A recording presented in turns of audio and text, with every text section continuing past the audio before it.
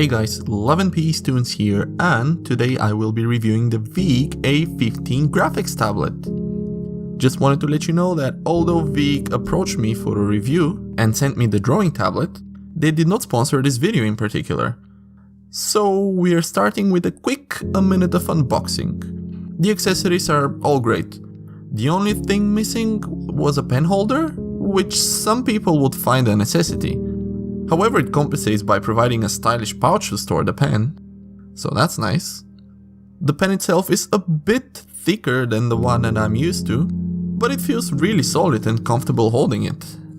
There's a smudge guard glove that fits nicely. The cable is a 1 meter USB-C to USB-A, which can be unplugged from the tablet. That helps if you're traveling and you would need to transport your tablet.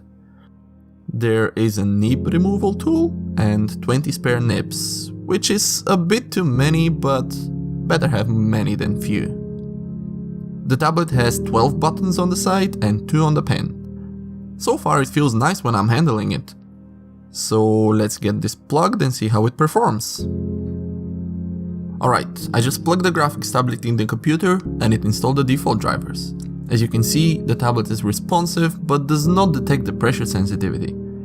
So what I'm going to do now is download the driver package from VEIKK's website, which you can find on the thank you card, and I'm going to install it. So, be right back. And through the magic of video editing, we are back with the drivers already installed. Loading up their configuration app, you can see your tablet's model in the top left corner. Also, there are 4 options on the left: Pen, Mapping, Function, and About Us. The 2 buttons on the pen are fully customizable, and under the pen option, you can assign their functions. You can also test your pressure sensitivity here. As you can see, I'm playing around with the sensitivity here. I'm pressing down harder and softer on the tablet, and you can see the pressure being indicated on the bar. You can also use gates to fine-tune your pressure sensitivity preferences in the little rectangle right down there. So there was a small issue where Fire Alpaca would not detect the pressure sensitivity. So I'm going to do a quick restart of the program and let's see how we get on. And there we go. And surely enough, as long as I don't try to paint with white, of course, you can see it all working just fine. Moving on. Mapping allows the drawing surface to be mapped to only one monitor, or even just an area of the monitor. This is very handy as I'm running a dual monitor setup. When I was testing it, the transition was smooth, there was no need to restart or anything, it was just switching the mapping, so pretty good. Under Function, you can customize the 12 buttons on the tablet itself to any function or shortcut you'd like. I've already tried that and it was mapping alright. So I tried to map a few keys like Ctrl Z or B and E to switch between brush and eraser, and it was all working good. And finally, About Us, which is pretty self-explanatory, other than the fact that you can manually check for updates here. Overall, the interface of the drivers is quite intuitive and it's very simple, so it's easy to use. And now, back to the hardware. The tablet has a drawing area of 10 by 6 inches, or that is 25.4 by 15.24 centimeters. This is about 1.5 times larger than my older tablet, so it would take some time adjusting to it. So in the mapping, I got it mapped to only one of my monitors, and that seems to be working quite well. So I've read online that the tablet doesn't have a tilt functionality. Unfortunately, I don't have any brushes to test that with, and since I'm not using it, I don't really count it as a big loss for me. Just wanted to let you know guys in here in case one of you needs it. The tablet design allows it to be friendly to both left and right hand users. Rotate the tablet 180 degrees so that the keys are to your right, and in the drivers you can set up a left hand mode, which is the first time I'm seeing something like that being offered anywhere. And speaking of design, I think it is aesthetically pleasing. It is solid and simple.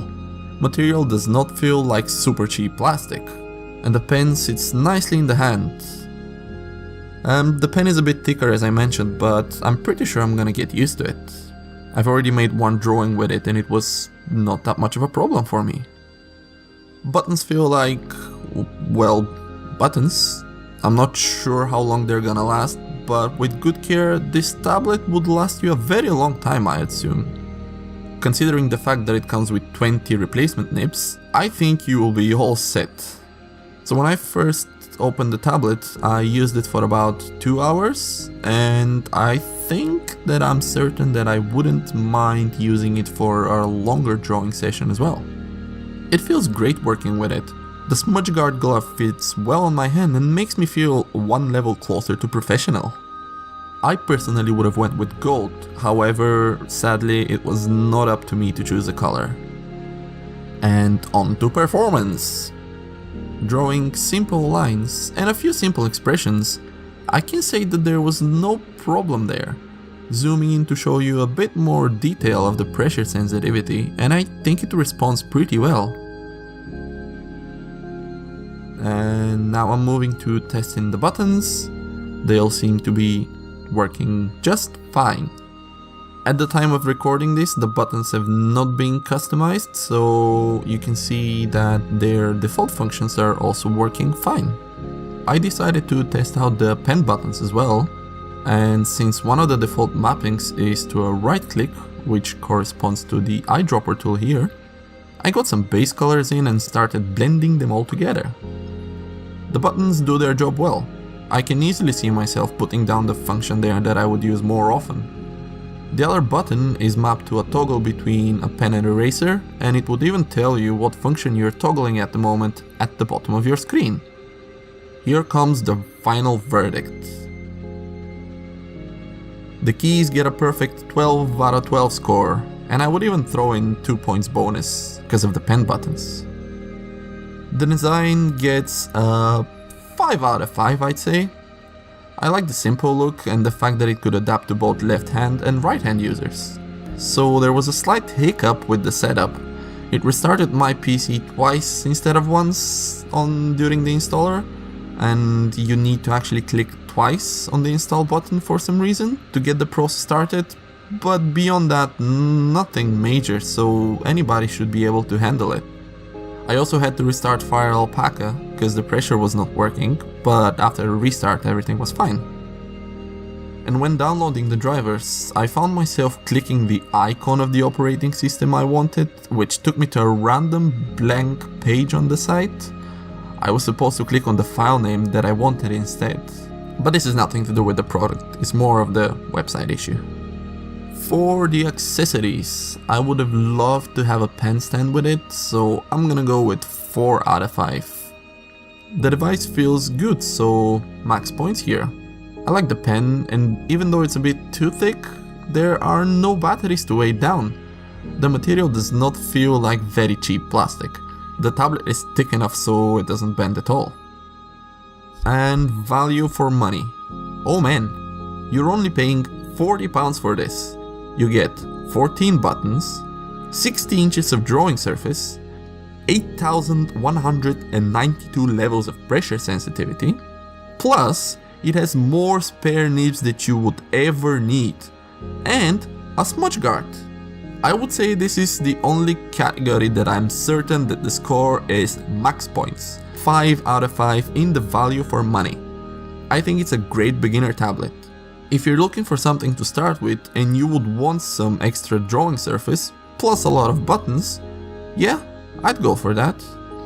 I would definitely be using it, so if you want to see the results it produces, make sure you subscribe to the channel. So in the next couple of days I went on to do a drawing with it, and this is what happened. I think it turned out alright, even though it's in a really weird style. The tablet did help me a lot in the drawing here. If you found this useful, you could consider throwing a like in there, so that YouTube can promote this to other people as well. And once again, I do want to remind you that the VEIKK did send me the tablet, but this video has not really been sponsored by them. My opinion is based on my previous tablet experience, and I would definitely say that this is a major upgrade. and it's a nice little upgrade that I'm getting just before hitting 1000 subscribers, which is coming in soon. So if you have any suggestions on what special thing we should do in order to celebrate the 1000 subscribers, let me know in the comments below. I'd love to hear your suggestions. And yes, I do read all of them. A shout out to the people that made this amazing fan art on my Discord server. If you want to join and send me some fan art, the link is going to be below. And I am going to drop off now. This was Love and Peace Tunes reviewing the VEIKK A15 Graphics Tablet. Next video will be animation, so stay tuned. Until next time, cheers!